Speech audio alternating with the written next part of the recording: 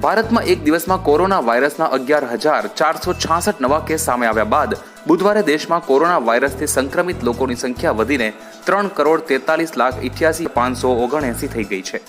તે જ સમયે સારવાર હેઠળના દર્દીઓની સંખ્યા ઘટીને 1,39,683 થઈ ગઈ છે, જે 264 દિવસમાં સૌથી ઓછી છે.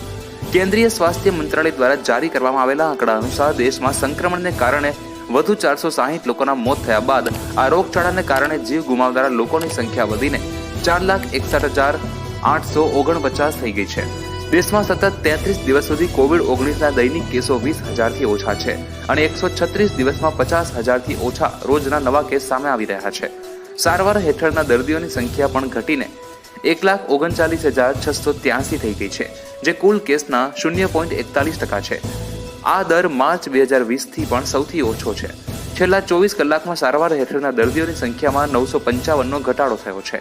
વાત કરીએ ગુજરાતની, તો ગુજરાતમાં કોરોનાના નવા 20 કેસ નોંધાયા છે, તો બીજી તરફ 28 દર્દીઓ રિકવર પણ થયા છે.